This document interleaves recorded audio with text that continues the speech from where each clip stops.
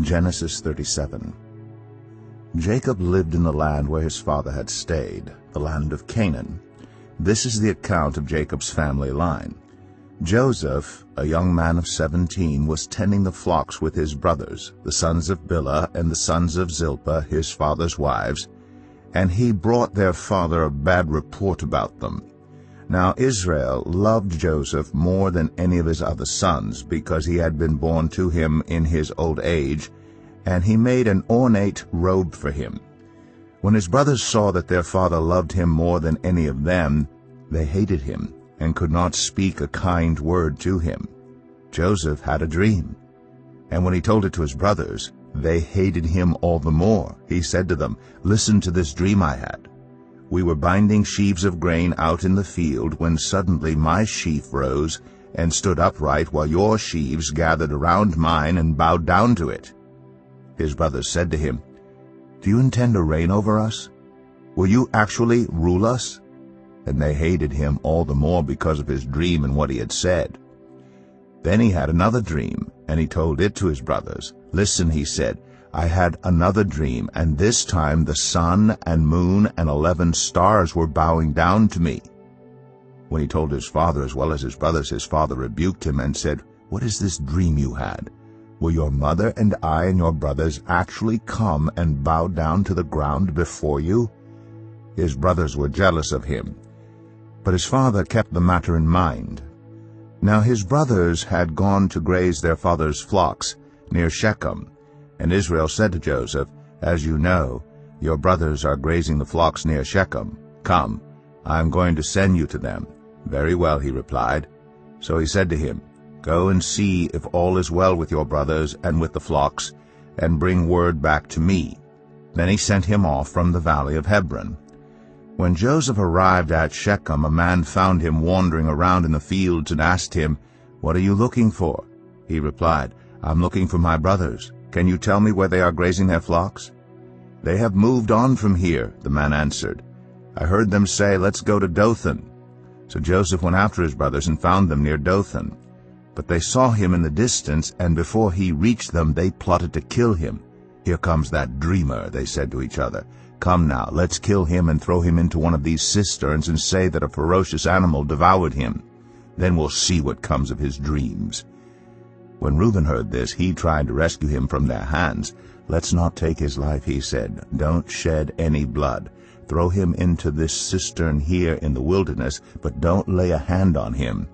Reuben said this to rescue him from them and take him back to his father. So when Joseph came to his brothers, they stripped him of his robe, the ornate robe he was wearing, and they took him and threw him into the cistern. The cistern was empty. There was no water in it. As they sat down to eat their meal, they looked up and saw a caravan of Ishmaelites coming from Gilead. Their camels were loaded with spices, balm, and myrrh, and they were on their way to take them down to Egypt. Judah said to his brothers, "What will we gain if we kill our brother and cover up his blood? Come, let's sell him to the Ishmaelites, and not lay our hands on him. After all, he is our brother, our own flesh and blood." His brothers agreed. So when the Midianite merchants came by, his brothers pulled Joseph up out of the cistern and sold him for 20 shekels of silver to the Ishmaelites, who took him to Egypt. When Reuben returned to the cistern and saw that Joseph was not there, he tore his clothes. He went back to his brothers and said, "The boy isn't there. Where can I turn now?" Then they got Joseph's robe, slaughtered a goat, and dipped the robe in the blood. They took the ornate robe back to their father and said, "We found this. Examine it to see whether it is your son's robe." He recognized it and said, "It is my son's robe. Some ferocious animal has devoured him. Joseph has surely been torn to pieces." Then Jacob tore his clothes, put on sackcloth, and mourned for his son many days. All his sons and daughters came to comfort him, but he refused to be comforted. "No," he said, "I will continue to mourn until I join my son in the grave." So his father wept for him. Meanwhile, the Midianites sold Joseph in Egypt to Potiphar, one of Pharaoh's officials, the captain of the guard. Psalm 39. For the director of music, for Jeduthun, a psalm of David. I said, I will watch my ways, and keep my tongue from sin. I will put a muzzle on my mouth while in the presence of the wicked. So I remained utterly silent, not even saying anything good. But my anguish increased, my heart grew hot within me. While I meditated, the fire burned. Then I spoke with my tongue. Show me, Lord, my life's end, and the number of my days. Let me know how fleeting my life is. You have made my days a mere hand-breadth. The span of my years is as nothing before you. Everyone is but a breath, even those who seem secure. Surely everyone goes around like a mere phantom. In vain they rush about, heaping up wealth without knowing whose it will finally be. But now, Lord, what do I look for? My hope is in you. Save me from all my transgressions. Do not make me the scorn of fools. I was silent. I would not open my mouth. For you are the one who has done this. Remove your scourge from me. I am overcome by the blow of your hand. When you rebuke and discipline anyone for their sin, you consume their wealth like a moth. Surely everyone is but a breath. Hear my prayer, Lord. Listen to my cry for help. Do not be deaf to my weeping. I dwell with you as a foreigner, a stranger, as all my ancestors were. Look away from me, that I may enjoy life again before I depart and am no more. Psalm 40. For the director of music, of David, a psalm. I waited patiently for the Lord. He turned to me and heard my cry. He lifted me out of the slimy pit, out of the mud and mire. He set my feet on a rock and gave me a firm place to stand. He put a new song in my mouth, a hymn of praise to our God. Many will see and fear the Lord and put their trust in him. Blessed is the one who trusts in the Lord, who does not look to the proud, to those who turn aside to false gods. Many, Lord my God, are the wonders you have done, the things you planned for us. None can compare with you. Were I to speak and tell of your deeds, they would be too many to declare. Sacrifice and offering you did not desire, but my ears you have opened. Burnt offerings and sin offerings you did not require. Then I said, Here I am, I have come. It is written about me in the scroll. I desire to do your will, my God. Your law is within my heart. I proclaim your saving acts in the great assembly. I do not seal my lips, Lord, as you know. I do not hide your righteousness in my heart. I speak of your faithfulness and your saving help. I do not conceal your love and your faithfulness from the great assembly. Do not withhold your mercy from me, Lord. May your love and faithfulness always protect me. For troubles without number surround me. My sins have overtaken me, and I cannot see. They are more than the hairs of my head, and my heart fails within me. Be pleased to save me, Lord. Come quickly, Lord, to help me.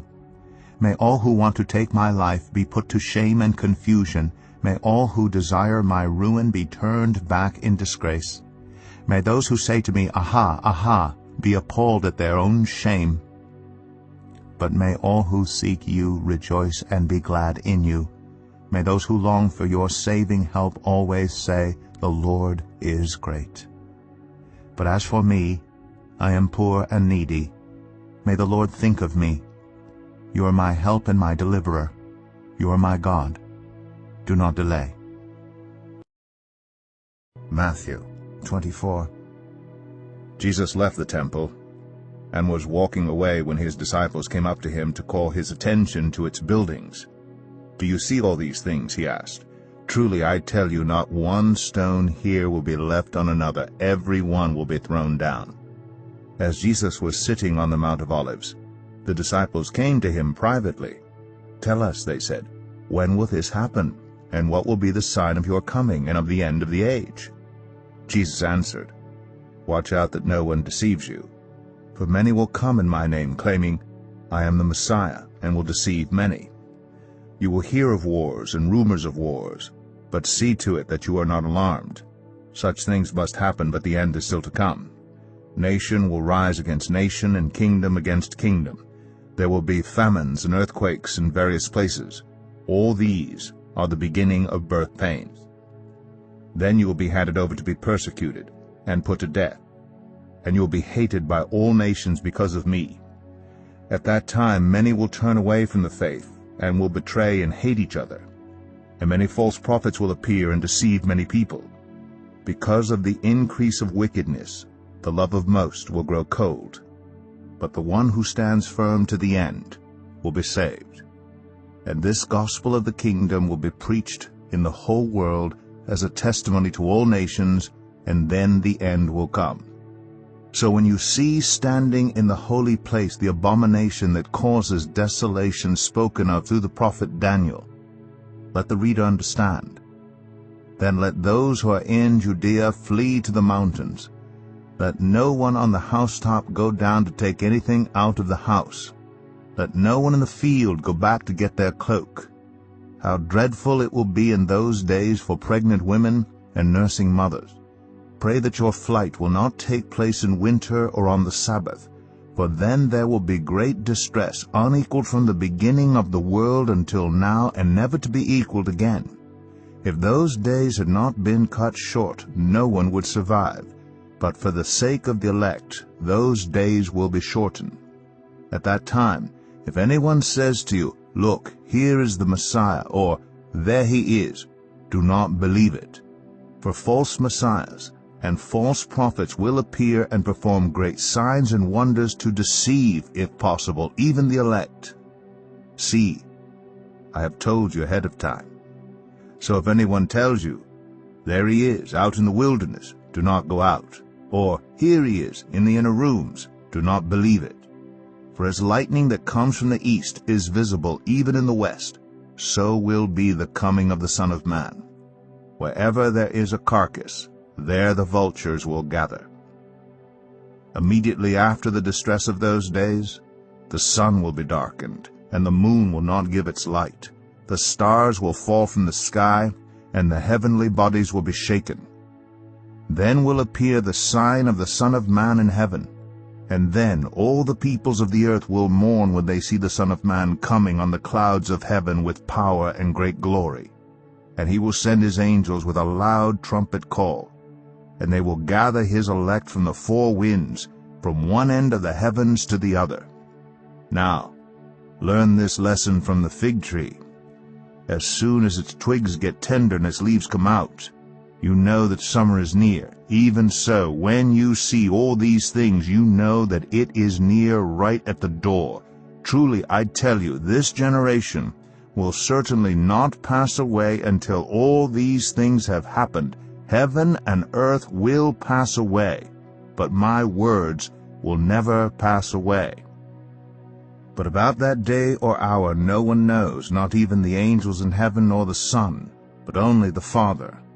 As it was in the days of Noah, so it will be at the coming of the Son of Man. For in the days before the flood, people were eating and drinking, marrying and giving in marriage, up to the day Noah entered the ark. And they knew nothing about what would happen until the flood came and took them all away. That is how it will be at the coming of the Son of Man. 2 men will be in the field, one will be taken and the other left. 2 women will be grinding with a hand mill, one will be taken and the other left. Therefore keep watch, because you do not know on what day your Lord will come. But understand this, if the owner of the house had known at what time of night the thief was coming, he would have kept watch, and would not have let his house be broken into. So you also must be ready, because the Son of Man will come at an hour when you do not expect him. Who then is the faithful and wise servant, whom the master has put in charge of the servants in his household to give them their food at the proper time? It will be good for that servant whose master finds him doing so when he returns. Truly, I tell you, he will put him in charge of all his possessions. But suppose that servant is wicked and says to himself, "My master is staying away a long time," and he then begins to beat his fellow servants and to eat and drink with drunkards.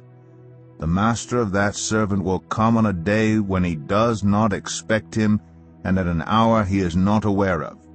He will cut him to pieces and assign him a place with the hypocrites, where there will be weeping and gnashing of teeth.